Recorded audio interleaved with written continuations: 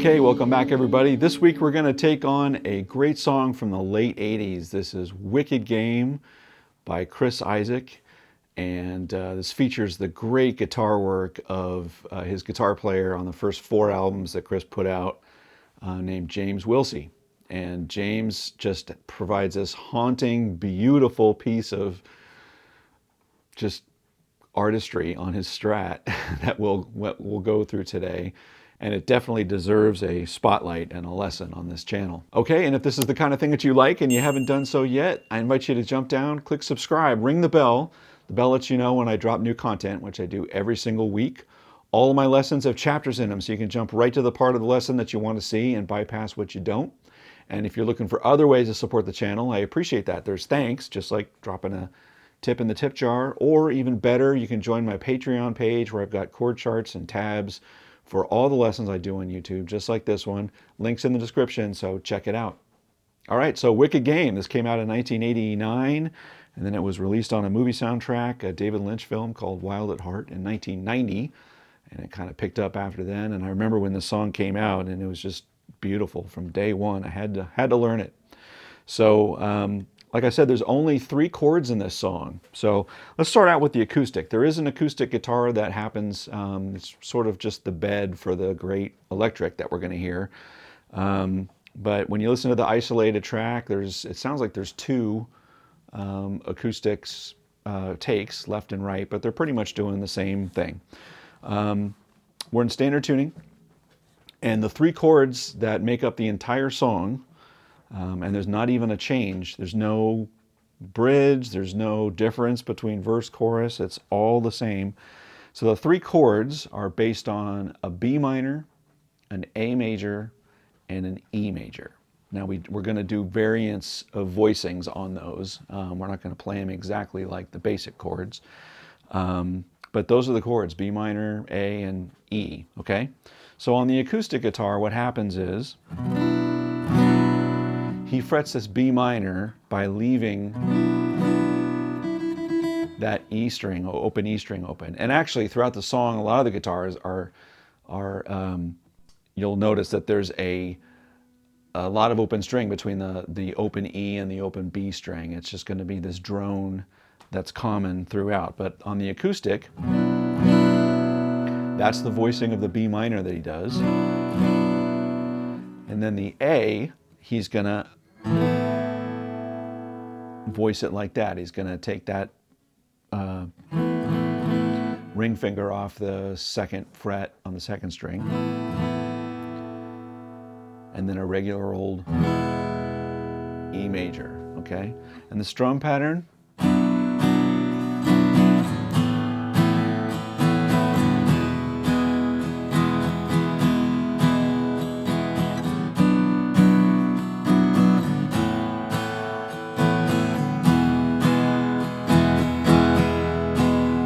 you'll notice it sounded like I was sloppy there between my chord changes, but that's what's happening on the record. It's just and then he picks his hands up, and you get that really brief moment of nothing between your next chord.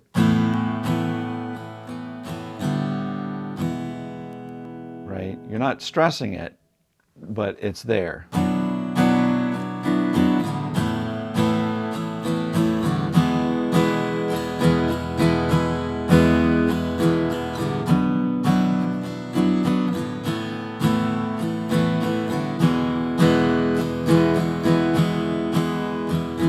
All the way through the song, and the only variance you're going to do to that is to back off the strength a little bit when the vocals are in, so you're not stepping on that.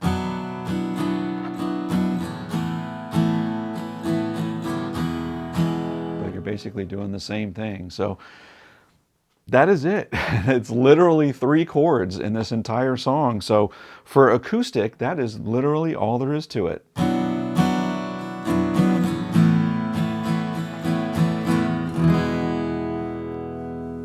All right, now let's talk about the greatness on the electric guitar. Okay, moving on to the electric now. So Chris's guitar player for those first 4 albums was a guy named James Wilsey, and just fantastic, fantastic parts. And he was in a punk band called the Avengers in the Bay Area. right before this, but got hooked up with Chris, and like I said, played on those first 4 records. And what a defining sound, and such a compliment to Chris's music, and probably no better highlighted than on this song. And yeah, so very much, he's a Strat guy, and on this song he's on his neck pickup, very clean. And I'm going to put a couple links on here. So I'm going to have a link to an article that talks about the actual effects that he used. If those of you who are, I don't know, want to geek out on that, the specific sort of echo and delay, that the digital delay that was used and how that was accomplished to get that sound, I'm going to link that down in the description. I'm also going to put a link to a live performance that he did in 1991 on David Letterman. And that's the best one that I could see, where you can see where his hands are, where his hand positions are for the different parts that he's playing. But basically for your sound, yeah, you want to be clean. This very much is a Strat sound, clean, neck pickup. You want some delay. You want some lush reverb on. That's the, if anything screams for a mid-scooped blackface Fender amplifier sound, it's this song.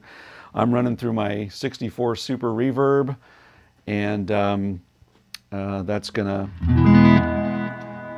get me closest to the sound that I can get. I don't know exactly what he used. He was using a deluxe reverb on the Letterman show, but not sure exactly what he recorded with. But details of my signal chain are below if you're interested. Okay, so there's really only a couple parts. Like I said, there's only 3 chords to the song, and there really is only a couple parts to what James is doing, okay? So let's talk about the intro and that great sort of diving intro that he does. Right? That whole part there. So that's just an open B string that you're going to pluck. And pretty much on this whole song, you want to, hopefully if you've got a Strat and you've got a tremolo bar, you want to have that tremolo bar sort of always in your hand, okay?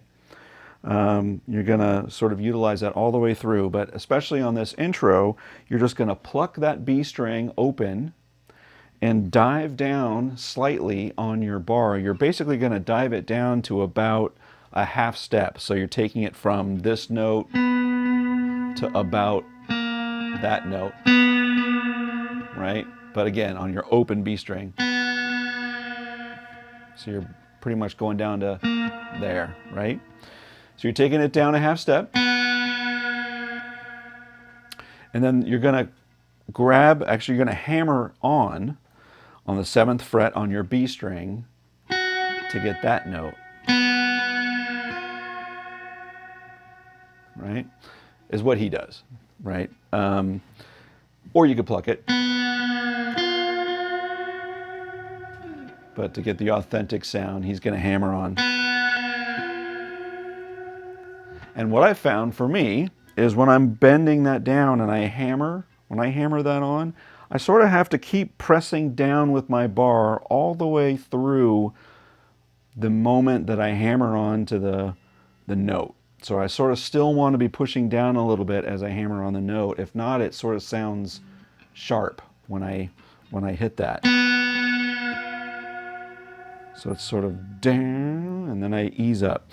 And when he eases up, it's like he takes a long time. Like it goes through 1.5 measures.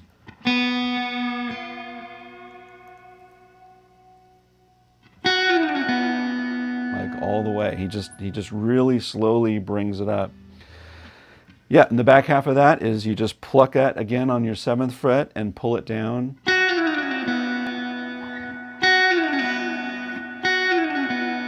And I think it's a pluck on the open string again. So both of those together.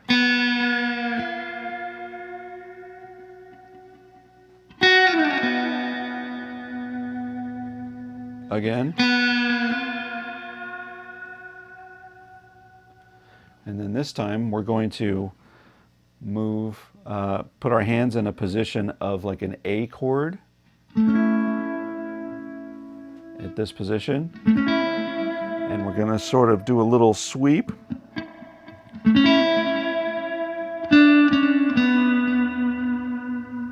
On there. And finish it off. Down there on our E chord, right? So that second half again.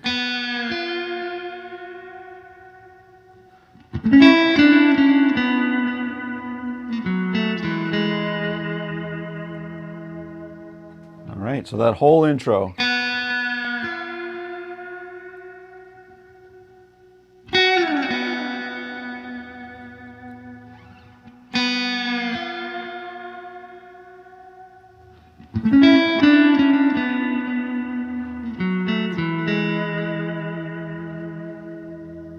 How amazing is that, right? All right, then we're going to get on to our main, I'm going to call it just the main riff that we associate with this song, okay?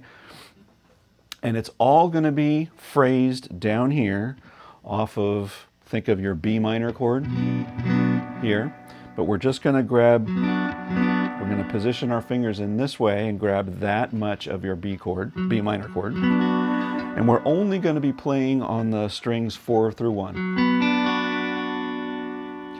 And what we're going to do here is we're going to do a descending. We're going to be taking that B minor and we're just going to be starting to pull notes off of the top end and have a melody that just sort of waterfalls down, right?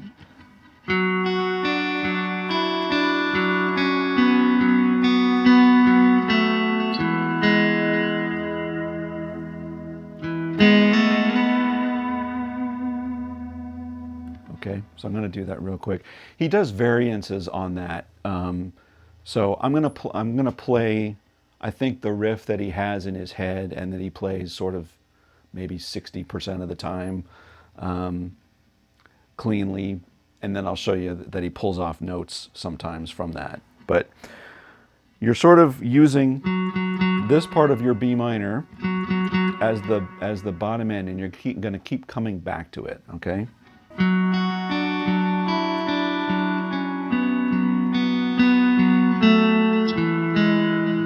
When you get down to this part, you sort of stop the bounce back on the F sharp. You let that hold. So watch how that stops at the end.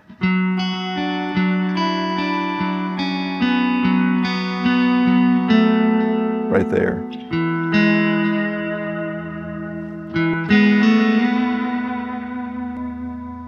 Again, keep that bar in your hand.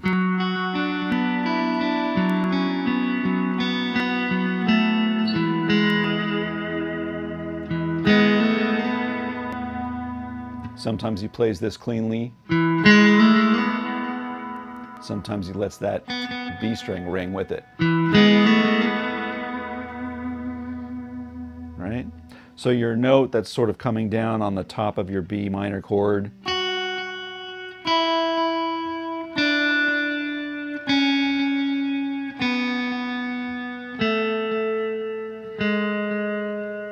that's sort of the melody that's coming down.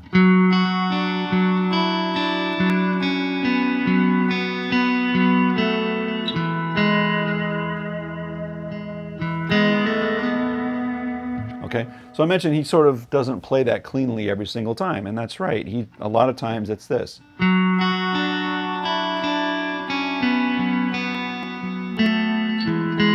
You're not always bouncing back to that F sharp. You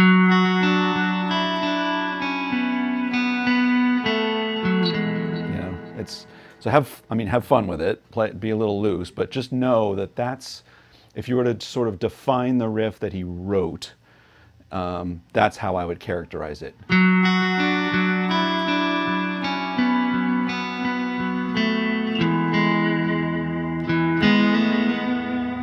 And then you just sort of vary it from there, you know.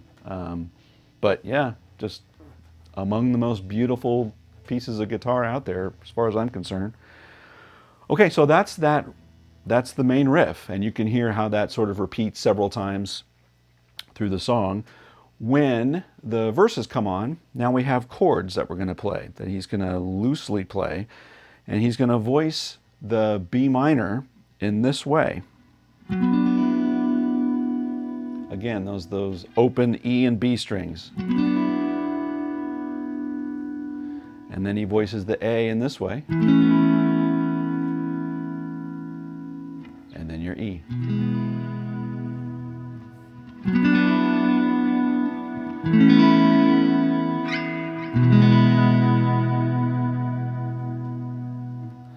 And he does some sneaky things with his tremolo bar where he bends it down slightly and lets it up. So it's like, nice. I mean, sprinkle that in wherever you want. Don't do it everywhere, but.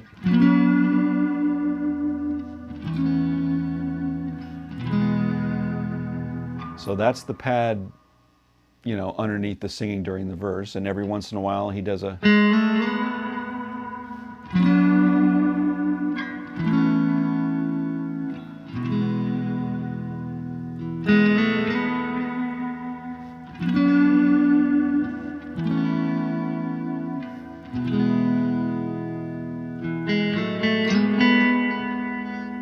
Okay, when the singing part comes in, the high note that Chris Isaak is singing, I Don't Want to Fall in Love, you can hear what sounds like the main riff, but it's actually not the same as what we learned. You can sort of hear something like that that's going on. What he's doing is he's keeping on the same chord voicings that we were at for the verses, and he's doing a version of the riff from that position, right? So he's playing something like this.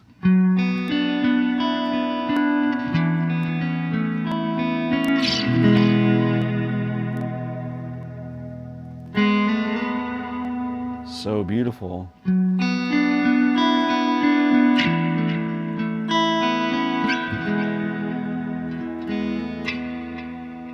you can change up the picking.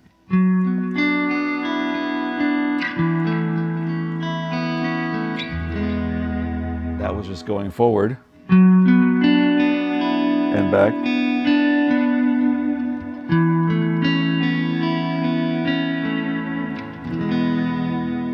Or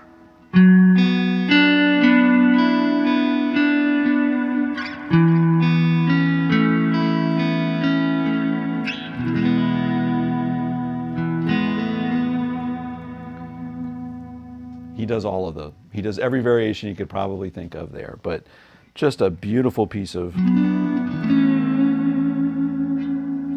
Oh, and actually, that's where he ends a lot of time on the E.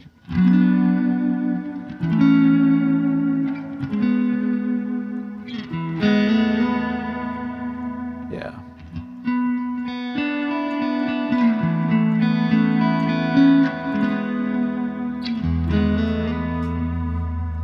There you go. So just a beautiful piece of work. And then the only other piece on there is the outro. And that's just, I think, 3 rounds of the normal riff.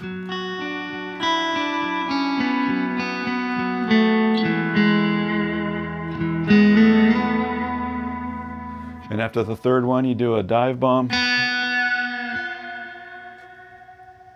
Not really a dive bomb, but you know. Nobody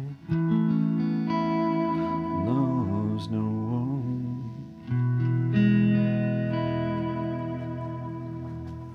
Very light touch. So that is it. That was Wicked Game by Chris Isaak and the great guitar work by James Wilsey. And I hope you learned something new today. So if this is the kind of thing that you like and you haven't done so yet, please jump down and click subscribe. It helps me out.